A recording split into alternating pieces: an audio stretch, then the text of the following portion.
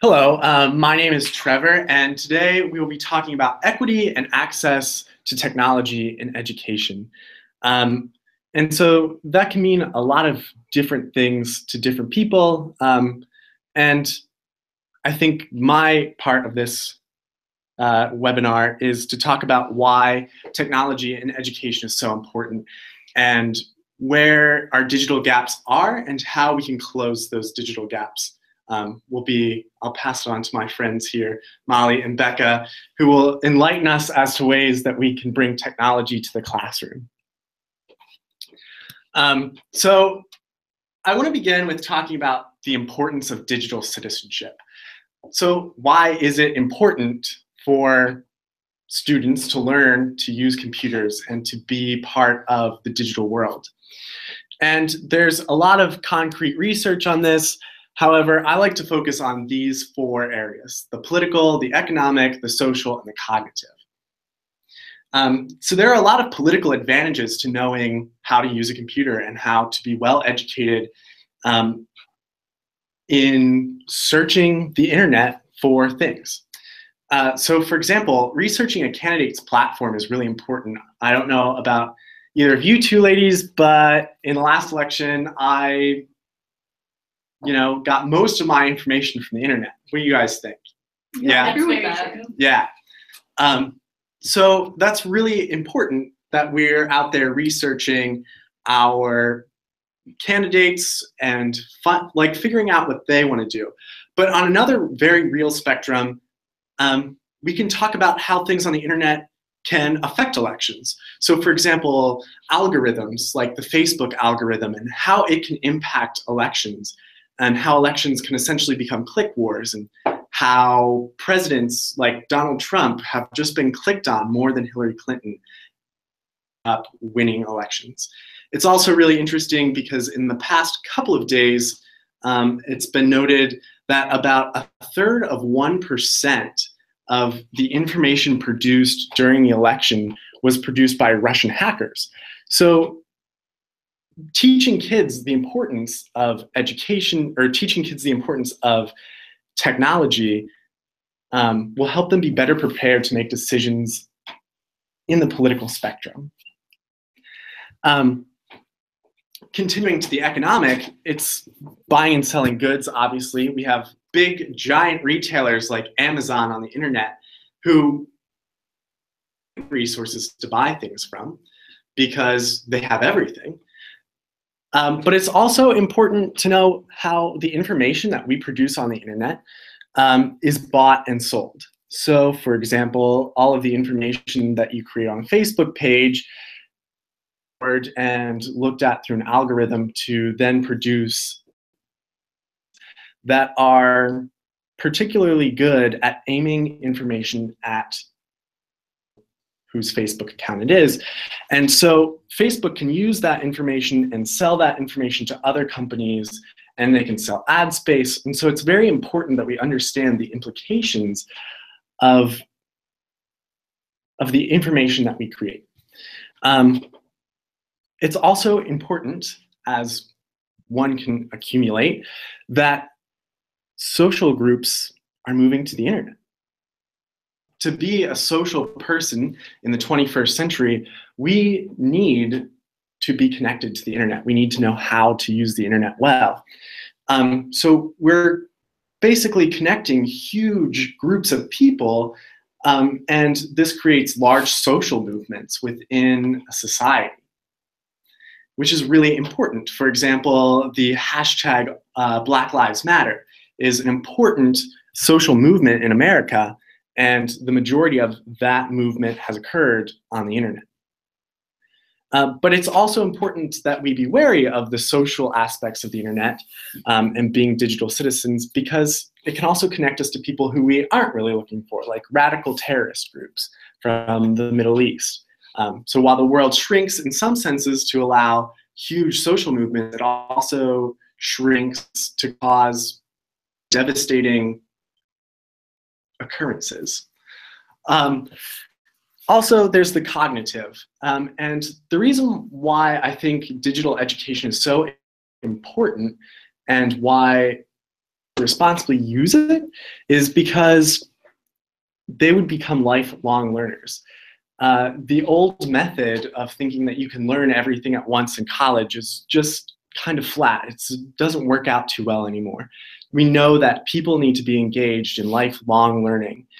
And that's productive in many senses. It can reduce Alzheimer's, it can reduce disease, but it also allows a person to change careers later on. So it's very important that we teach kids how to navigate the internet so that they can do something with their lives. And probably the most important reason that I can think of for having digital education is that as the world shrinks and we become socially closer and the world globalizes and there's more global competition, we're no longer facing our neighbors in like an economic, really facing people from across the world. So we need to teach our students how to connect properly and culturally appropriately with people on the internet who are from different countries around the world. And this can be mediated in a lot of different ways in education. Here on this slide, you can see that we're talking about adults here and how digitally ready they are, how ready they are to be part of the digital world. And as you can see over here on the right, there are some very big disparities that are cutting across various types of identity. So for example, we can see that women tend to be in the unprepared and the traditional learners category, whereas men tend to be in the reluctant and higher categories, which is a huge disparity gender-wise. We can also see that there's an income gap between people who receive less money, less income, therefore they get less, they have less money, therefore they cannot do the things that other richer families can do. We can also see that minorities tend to fall in the unprepared and the relatively hesitant individuals. We can also see that there's a gap in education, that there are lower forms of education in the unprepared and relatively hesitant group, whereas in the higher, or whereas the relatively more prepared individuals tend to be some college experience and some higher education levels there. So essentially, what I'm saying is that the digital divide cuts across all kinds of different identities. It's not just income. So it's important that we prepare students of all ethnic backgrounds, all backgrounds, all financial backgrounds for the digital world. And so the way that education plays into this is it closes the gap. Arguably most equitable institution in America. And the reason for that is because education is compulsory for most students across the country. So why not teach our students in high school to use and be part of the digital world? We can do this in a lot of senses, but a lot of times we need to offer education that is and of the digital world. So we need to bring computers and things to the classroom to make students, allow students to have the ability the digital world. And education can do that, as many other things. Education has the ability to make the digital world readily available for all students, regardless of their identity, perceive themselves.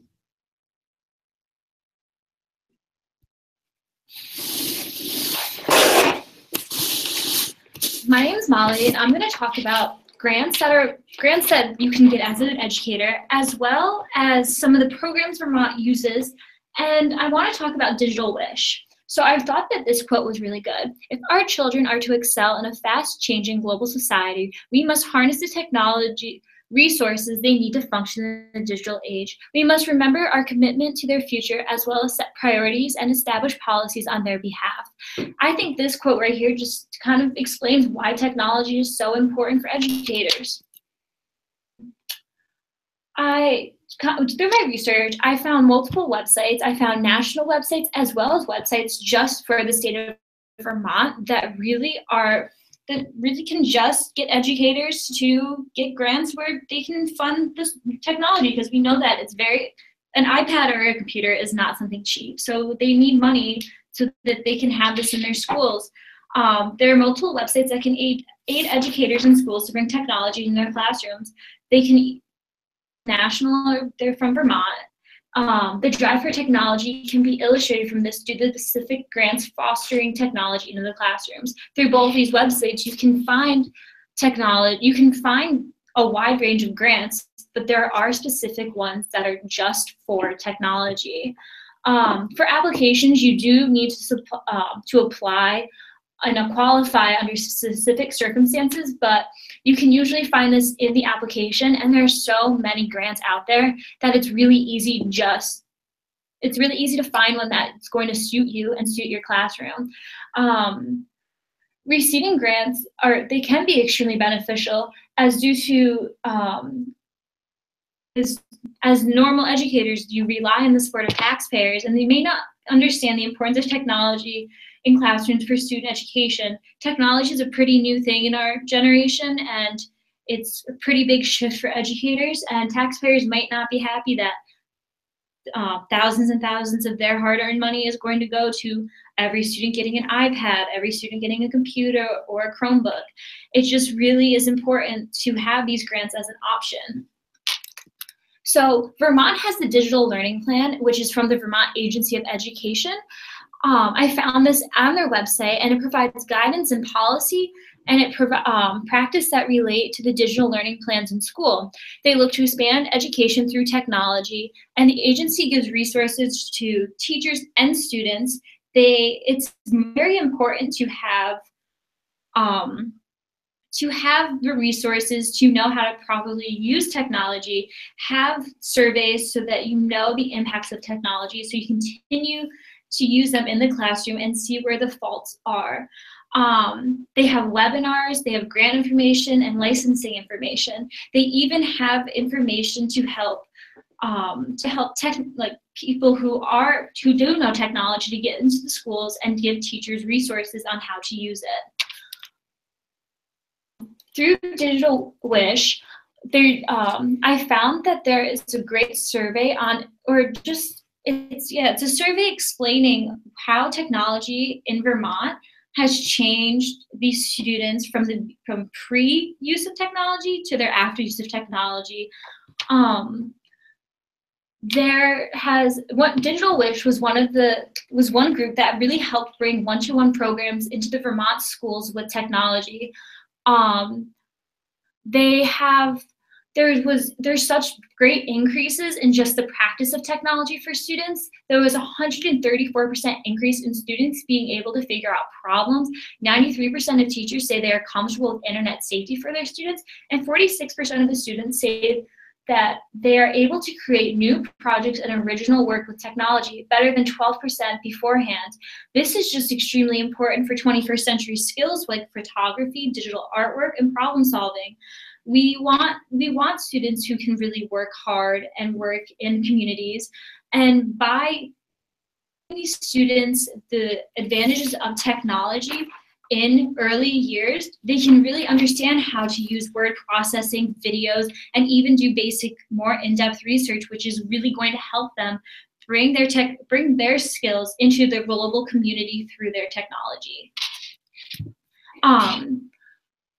This is the map that Digital Wish used to kind of integrate technology into the classrooms, and there's a lot of support from it. They go step by step on each thing that they had to do to make one-to-one work, not just for the students, but for the community. It needs help from parents, schools, and community members. Again, there are many advantages to having one-to-one programs, just as we do have in Vermont. We need parents to be right on board. We need community members. We need professionals who can help people with this. This is not only going to help children in the global communities, but as well as their own, and understand safety as well as problem solving. Okay, so my name's Becca. I'm gonna talk about bring your own devices, which I'm gonna talk about a couple different strategies that don't really involve as much money, such as bring your own devices, one-to-one programs, just different strategies about how to set up your classroom, and the importance of training for teachers. So to get us started, I'm gonna talk about bring your own devices, and BYOD provides an opportunity for students to use their own devices in class. So this is a great option because students are already familiar with the device that they're bringing in, and this device can be maybe like their iPhone, their smartphone, if they have a laptop, an iPad, really like whatever they can get their hands on and what they have available at home.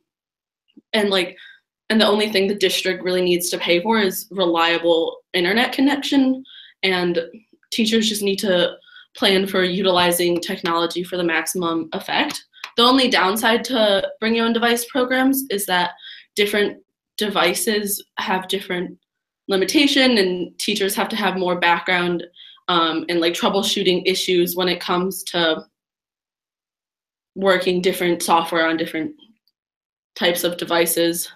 For example, like Mac versus Windows, certain things work better on Macs and certain programs work better on Windows. So knowing the technology that you're using in the classroom is going to work on whatever device your students bring in is really important with a bring your own device program. But also this is a great way because you don't have to have the money to get every kid their own device if everyone can bring something in. The next type of program I'm going to talk about is one-to-one programs. And one-to-one programs are the best programs schools can offer to give students access to technology. And this is because it's one device per student. Every device is the same. So you don't have to worry about that issue between Mac versus Windows, what's going to work on a Mac, what's not going to work on a Windows program. Every device is up to date on all their updates. And also students are able to take these devices home to use them. And one thing that really helps in a one-to-one program is having training for teachers to support them in knowing what types of technologies they can use in this type of program to have their students to access. And it just makes the whole program more successful than just being like, okay, like here's a laptop, like yippee, we're making things more equitable, because it's more than just giving every student a laptop. It's about how you use the technology in the classroom and how we're supporting that technology. So now I'm going to talk about some school and classroom strategies. And a big part of this is the location and placement of technology in a school can greatly influence how it's accessed. So you really want to look at, like, in your own classroom, like, how are the computers set up? If you have one computer, like, and it's just behind your desk as a teacher, then it seems like it's only for the teacher, when in reality it should be everyone has access to this computer. So making sure computers are in a central location where everyone can access it. And also in classrooms where there's 3 to 5 computers potentially, if you have access to that, teachers find that creating like computer stations is an effective and appropriate strategy. So just placing 2 chairs near a computer can indicate to students that this is an opportunity for collaboration and cooperative learning, which is always something we want our students to be doing. Also, one thing about like computer in labs, this can be seen as an obstacle to improving equity and access, because it kind of makes it seem like there's computers are something special and extra, instead of an integrated part of the learning process. And one of the things with computer labs is that they're not always open after and before school for students to have access to this technology. Like, I know at my high school, in our library, we could go in before school and after school, but there was 20-some computers for a school of 1,600 kids, and like thankfully, like, I was able to have like a laptop that I could use at home, but like that's not always an option. And, you know, it's not feasible for there to be 20 computers for that many students, especially, you know, depending on what type of school you're working at and like what type of technology students have at home. So like really making sure to look at like what type of hours computer labs are open and making sure that they're accessible before and after school, so that way then students are able to use technology to access their work. And the last thing I'm going to talk about is training for all teachers. So it's really, really important to provide teachers with prolonged training and support. And this just makes it so that teachers are comfortable with the technology that they're using. They feel like they're supported in the process, because it can be scary to, you know, trying to integrate new things. And like, it's important to make sure teachers feel like they have someone they can fall back on if things go wrong, because we don't live in a perfect world and technology can sometimes go wrong. So knowing that there's someone there to support you and having training and knowing how to fix different technology issues can really make the whole process better for not only the teachers, but also the students, so they're able to get the most out of their experience. And it's also really important to involve parents in the learning process, because a lot of parents want to assist their children with their homework and, you know, with their technology, but they might not necessarily have the resources or experience to help their students. So schools can work to meet the needs of this issue by offering afternoon and evening lab hours or classes to help, like type of help sessions for parents and students, and just like encouraging them to work together as a team to accomplish like the students' work, or, you know, to help them figure out like the technology and getting used to it. Also, like, to get the message out to other community members. Like Molly said, there might be some resistance between people who live in the community and the districts and taxes and all of that stuff, and they might not understand the reasoning behind increasing taxes to help pay for one-to-one programs or to help integrate technology in the classroom. And if teachers are able to, you know, have this professional development, they're better able to justify the importance of this technology. And also setting up a board meeting for students to show up and show the work that they're doing with this technology really also helps to get the message out to the community. And this training for all teachers really makes it possible for the technology to be used in a transformative way versus just substitution. And we want to make technology be transformative, to be an engaging learning experience more than just writing on a smart board to take notes. And like, the money is out there. We just need to look for it if it's like money is an issue. And children are very aware and understand the importance of computers to their future. So it's our responsibility as teachers to prepare them for this. So just like begin with things that you can control. Look at your own classroom and what type of environment you've created. You know, like where are your computers in your classroom? Is there a way to make them more accessible to all students?